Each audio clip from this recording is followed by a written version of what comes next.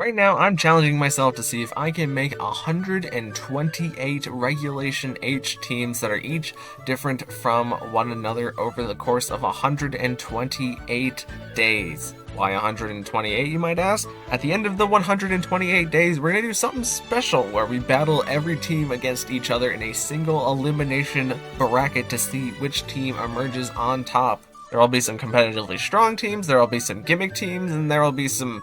probably a good number of goofs and gaffs in there, so if you want to follow through to the end, subscribe so that you can keep up with each day. But without further ado, let's move on to day 55. Alright everybody, welcome back to another video, and in today's video we are going to be looking at a hyper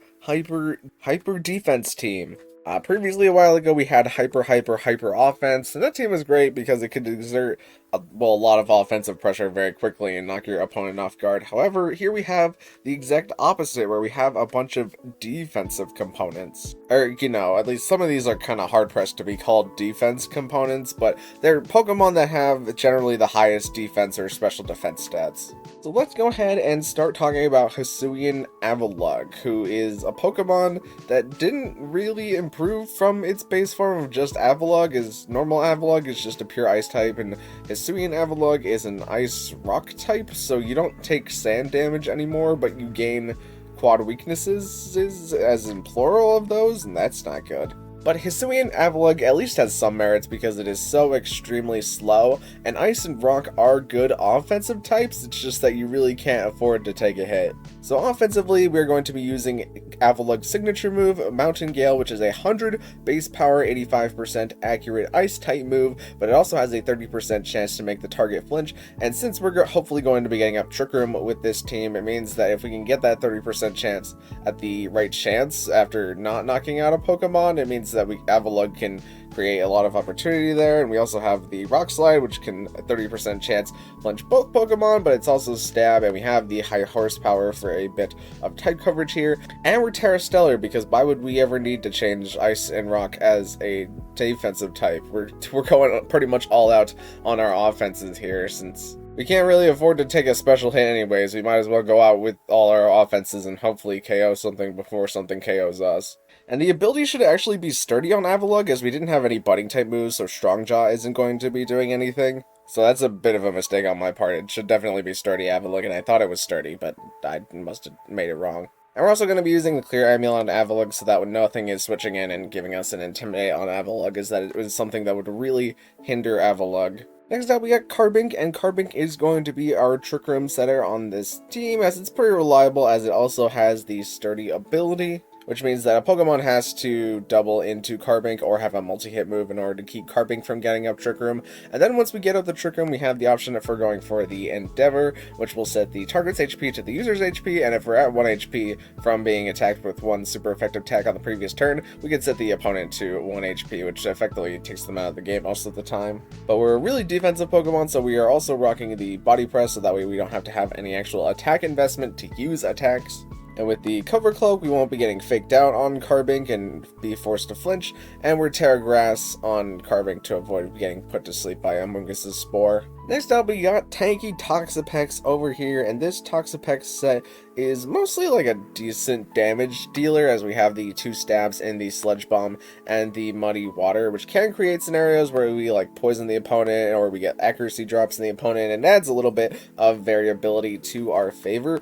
But we also have the Haze on Toxapex. Since nothing on this team really benefits from stat boosting themselves, we can haze the opponent in order to get rid of their own stat boost, which means that if they're setting up in front of our defensive Pokemon that can't really deal damage to them, we can then haze with Toxapex in order to get rid of their attack boost and still have like meaningful ways around their offensive components. And lastly, we have Baneful Bunker on Toxapex, just because it's nice to have an upgrade of Protect that also poisons the Pokemon that end up making contact with Toxapex and can lead to Toxapex maybe stalling them out a little bit more, as we do have some fairly stally tools in the Leftovers, which will be restoring our health at the end of the turn. We also have the Regenerator on Toxapex, which means that Toxapex can take some damage, switch out, and then get a third of its health back. And we're Terra Flying on Toxapex because everything on this team is weak to ground pretty much. kind of even Blissey, because Blissey's not weak to the Earthquake, but its defense stat is so low that it may as well be. So flying Toxapex is one of the tools that we can use to at least maybe, like, if a Garchomp is going to Sword Stance in front of us, we can haze the Garchomp after going Terra Flying. Next up, we got Hisui and Gudra, who's going to be a lot of our damage on this team that we deal with in the general sense, as we're running full coverage moves here, moves like the Ice Beam and the Thunderbolt, which is very good offenses, and we also have the Terra Blast, which when we go with our Terra Fairy, can hit a lot of Pokemon for very super effective, and the Flash Cannon is just some decent stab that we have. Since we are a Steel type, we might as well benefit from that. And Sap Sipper is a good ability, mostly in the fact that it negates Pokemon from clicking Spore into us, and if they do click Spore into us, we get an attack boost, which we don't use on this set, but, I mean, just not being able to be put to sleep by a Grass-type move is phenomenal. And since we're running all coverage moves, we're going to be using the choice specs just so we can lock in one of them and do the max damage possible. Here in the 5th slot, we have Nose Pass, and if you had told me at the start of the 128 teams challenge that I was gonna put a Nose Pass on a team, I would have said, you and what army? But Nose Pass actually has its own little thing that it does, in the fact that it is a really defense tanky Pokemon that can also hold the Eviolite, since it previously was a fully evolved Pokemon. And even if something is blowing through all of Nose Pass's defense and special defense, we still have the Sturdy, and with the options to Pain Split, we can actually reduce the opponent's HP as we maybe take a significant amount of damage and then we Pain Split the opponent to get Nose Pass up to full health. Since we don't have any HP EVs or IVs on the Nose Pass, it means that we are going to be more than likely getting back to our Sturdy, so that makes the opponent really difficult to knock out the Nose Pass. And then just to clear some damage, we have the Body Press option. Since our defense is so high, I might as well go for it, same as we had on Carbink. But kind of different as we had on Carbink, we have the manual Sandstorm on Nose Pass, which can be kind of nice to chip down the opponent and creates endgames where we can, like, say, Pain Split the opponent a bunch, and then, like, on the very last turn, they are forced to get taken down to the Sandstorm and the Body Press chipping them down. But also only 2 Pokemon on this team actually take Sandstorm damage, and the ability to disrupt weather on a Trick Room team is kind of nice, because there's things like Torkoal that take advantage of the Trick Room, but if we can Sandstorm and then Trick Room in front of them, then we can get rid of the drought. Or if it's going to be Pelipper Rain and we Sandstorm while the Pelipper is on the field, then that means that they have to swap out Pelipper in order to reset it, and there's just a lot of good benefits to having a Sandstorm option on the Nose Pass, and Nose Pass doesn't really have any other moves that we could slot in here. And lastly, I decided to go Terra Steel on Nose Pass. Since we are saying the Sandstorm, it makes sense to swap to another type that is immune to Sandstorm, but also Steel is just a really good defensive type, especially when you were previously pure Rock. And lastly, on this team, I decided to slot in Blissey since it has so much special defense, and a lot of things on this team are kind of defense bulky. It's nice to have Blissey as a support here, as we have like the Life Dew in order to side heal the Pokemon, but we're also Serene Grace Rock Slide, and in case you need a quick refresh on what Serene Grace does, it doubles the chance for secondary effects to happen. So Rock Slide is going to have a 60% chance to flinch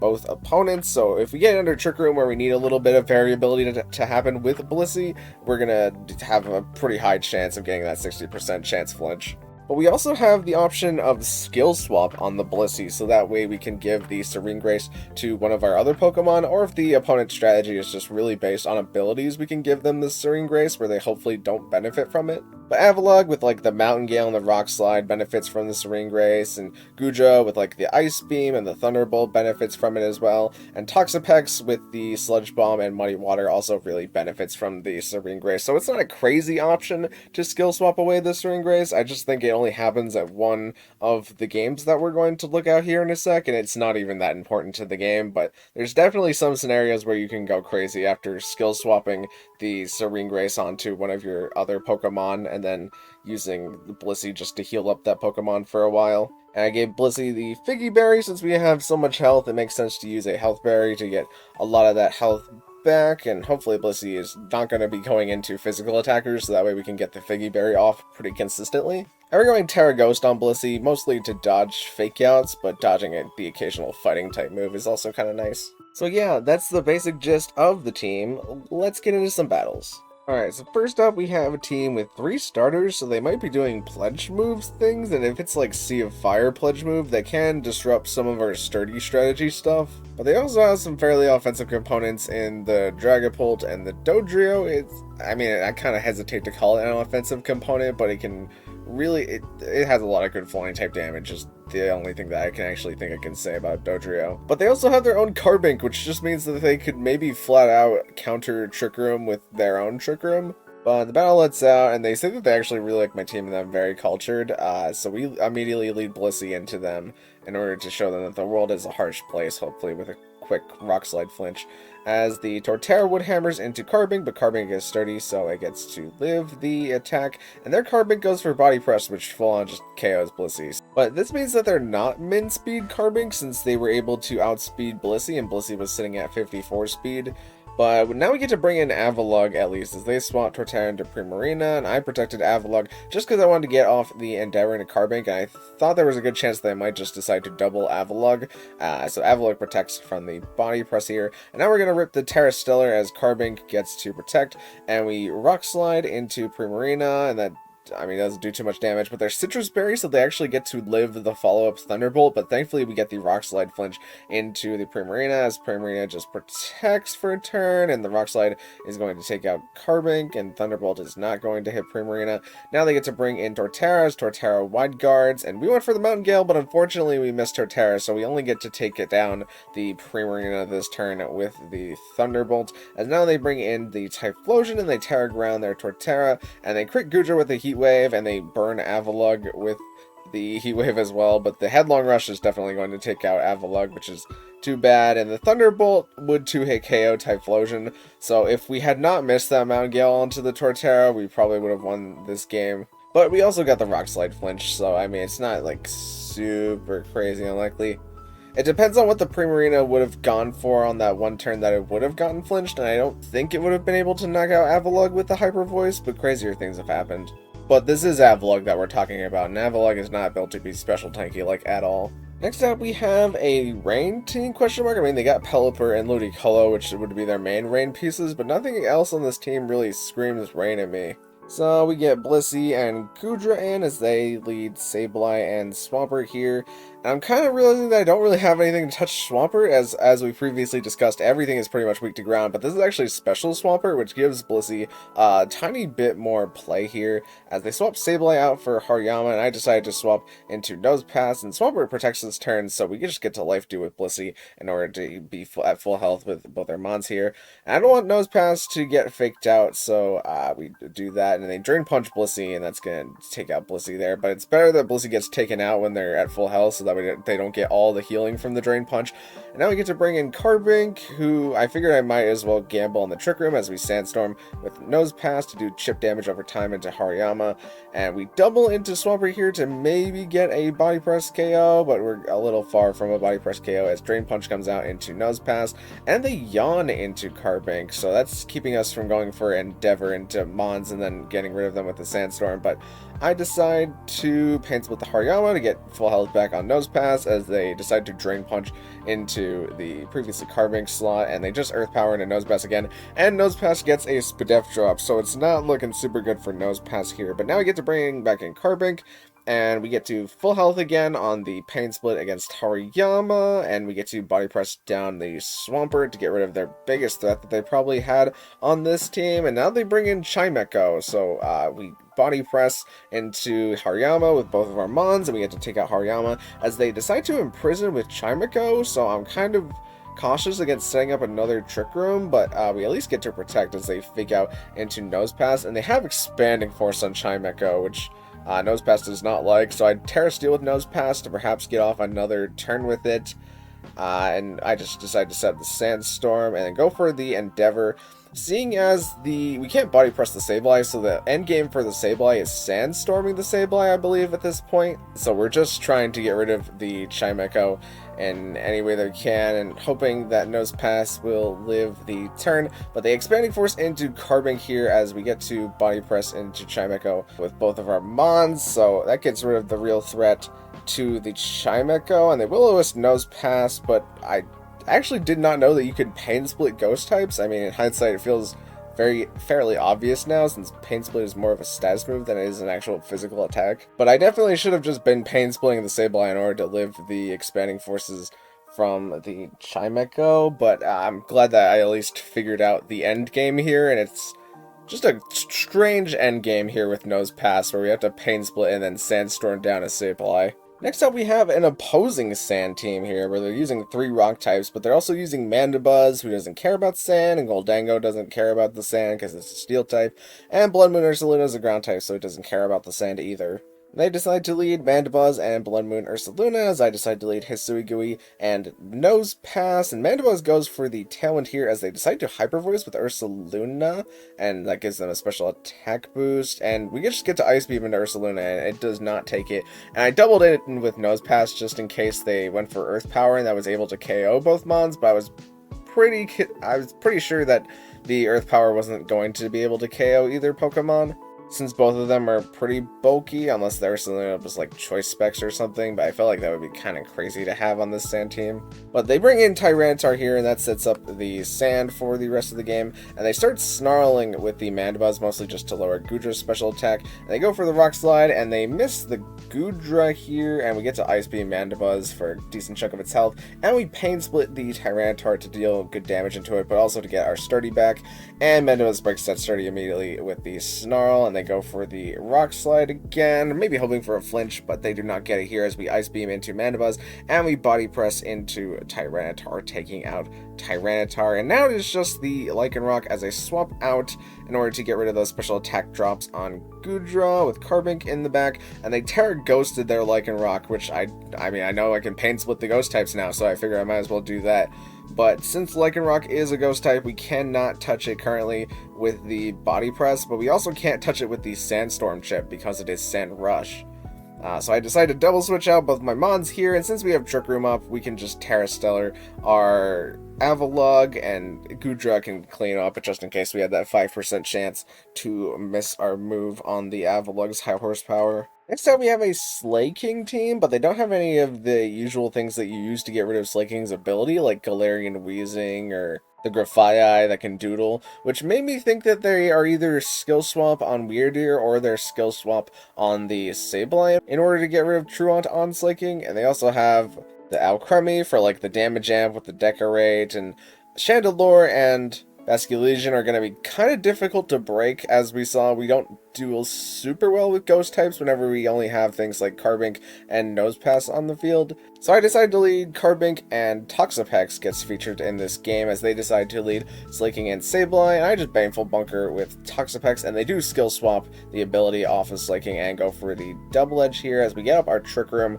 with Carbink, and we Body Press into Slaking to get some good damage to it, and we Mother Water both Pokemon, and the Slaking decides to take itself out with the Double Edge that doesn't actually do that much to Toxapex, probably because Toxapex is so tanky. But now they bring in Basculegion, who I figure they're going to launch a Water type move into Carbink as they Terra Water Basculegion, so that actually deals with one of the problems on this team. Now that they've decided to Terra Water, we can hit them with Body Press and stuff. But we just double the Basculegion here with the Sludge Bomb and the Thunderbolt in order to take it out, and the Sableye is loafing around, so we really don't want to touch that unless we have to.